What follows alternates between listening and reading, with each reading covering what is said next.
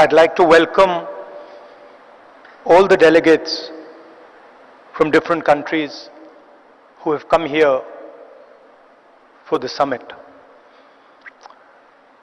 I'd also like to begin by thanking you for standing in solidarity with us against what happened in Kashmir a few days ago. I apologize. I was supposed to be here yesterday, but I was forced to cancel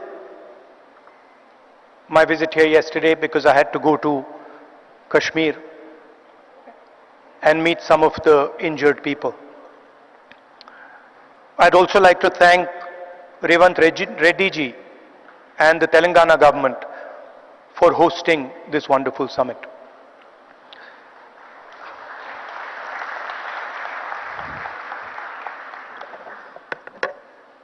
As we all know, politics, democratic politics, has fundamentally changed across the globe. The rules that applied, I would say, a decade ago, simply don't apply anymore. Sometimes, when I speak to younger members of our party, what was effective 10 years ago, the tools that worked 10 years ago, simply do not work anymore. They cannot face the concentration of capital, modern media, modern social media. And so, in a sense, the old politician is dead, and a new politician, a new type of politician has to be constructed. And that really is the challenge in front of all of us. What does this new politics look like? What are the ideas that emerge from this new politics? I'm sure you've had a deep discussion about policies, about how we should think about education, how we should think about regaining the democratic space, how we should think about healthcare. And each one of us has a particular view on that. So I'm not going to delve too much into the policy positions. I'm going to talk about what I think is the correct lens with which to approach our politics. Some years ago, we in the Congress party felt completely trapped in this new politics, aggressive politics, a politics where the opposition is not talked to, but the idea is to crush the opposition. And we found that all our avenues were compromised. The media,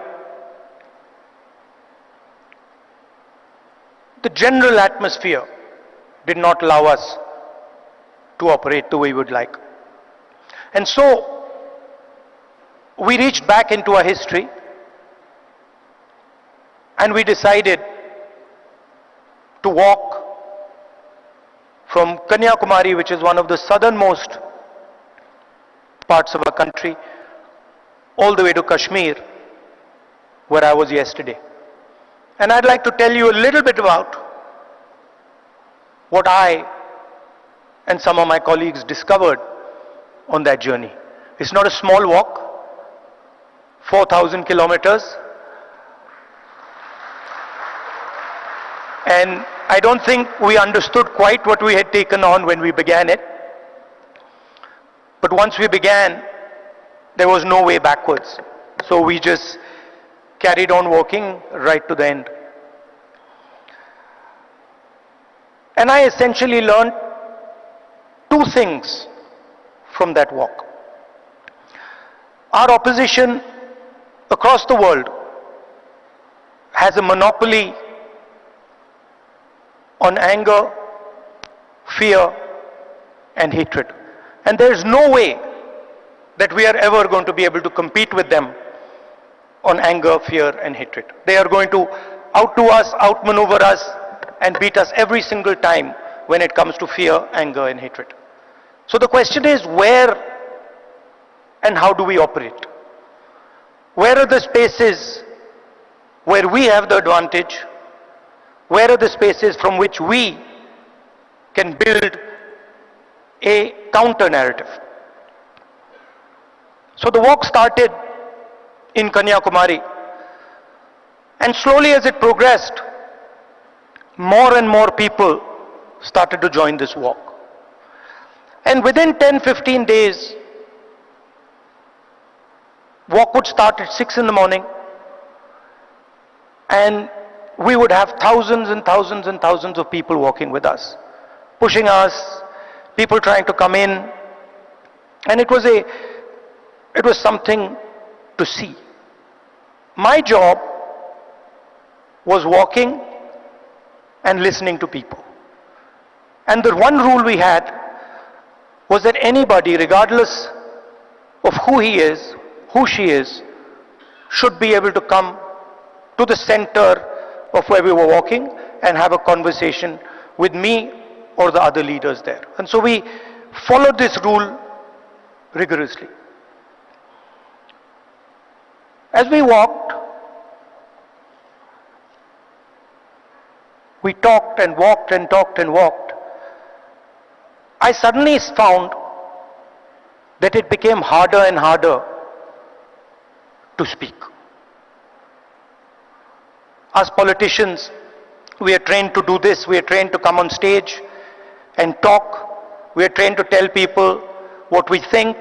We are trained to think about the future. But while I was walking, the number of people who were coming to me made that impossible. And so, I started to listen. And I realized, halfway through that walk, I realized that actually, I had never ever listened before. And in fact, I didn't know how to listen. I knew how to speak, I knew how to think, but I didn't actually know how to listen to people. What do I mean by that? Whenever somebody was speaking to me, I would have a conversation going on in my mind. I would be listening, and at the same time, I would be talking. Relatively quickly into the yatra, the talking completely stopped. And all I was doing was listening to the people who were coming next to me. And I discovered that there is a completely different way of communicating with people, a much more powerful way of communicating. And that way involves me or us becoming completely silent and listening deeply to exactly what it is they're trying to say. I'll give you an example. The one that really struck me. We were walking. It was early morning, it was still dark. And this woman came running towards me, and she held my hand. And the moment she held my hand, I felt fear in her hand. I didn't say anything. And I asked her, what's happened? And then she started. And she said to me, I've come here to walk, but I have to go back. I have to go back quickly.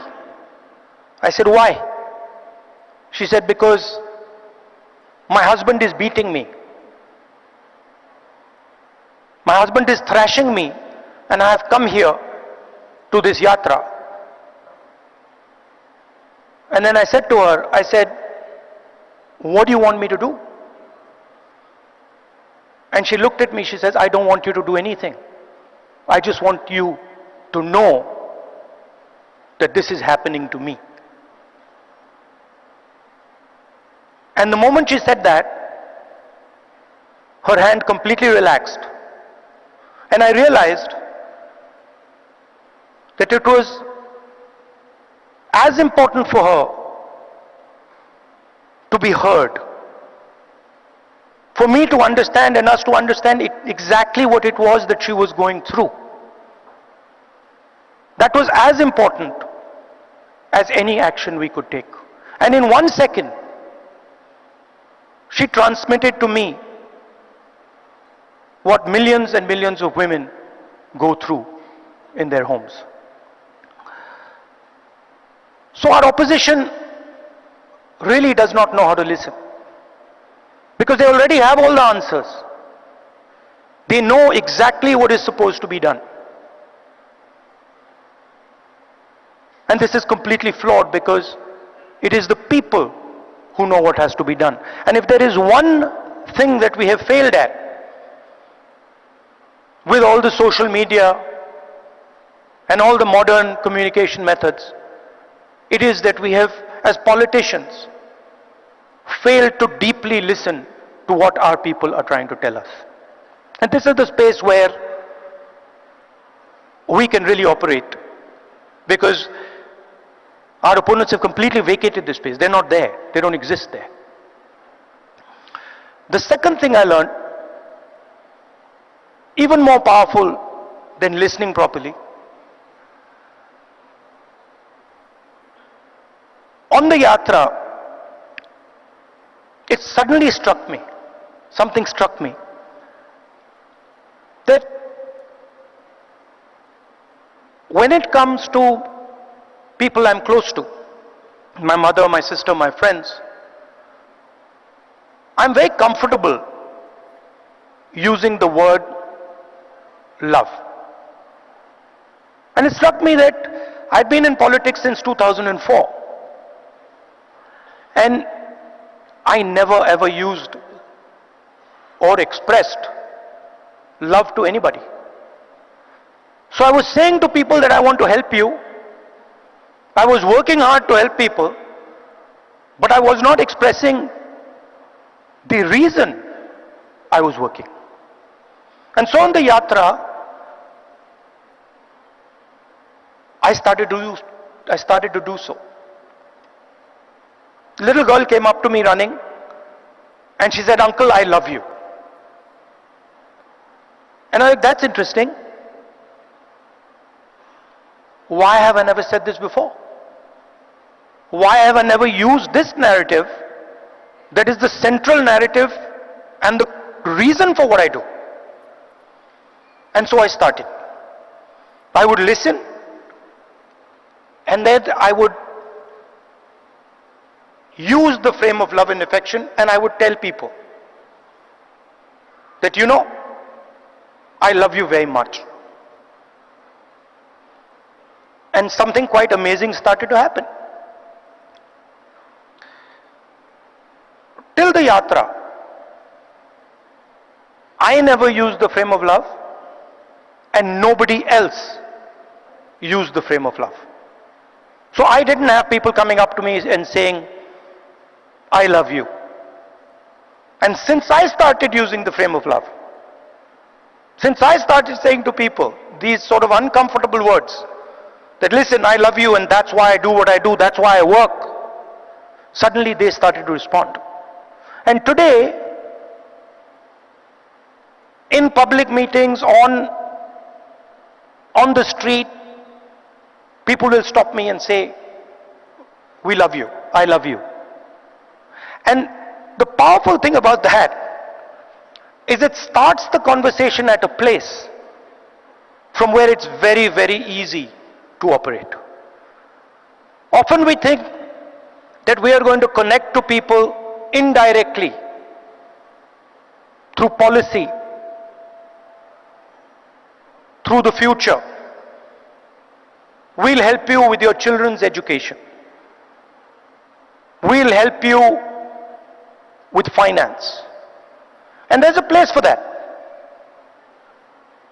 But there is also a way to connect directly to the persons present.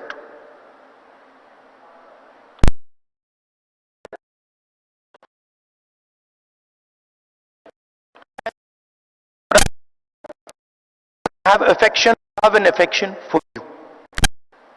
And it has completely changed politics. It has made my life so much easier. It has made my ability to connect with people so much easier, I cannot tell you.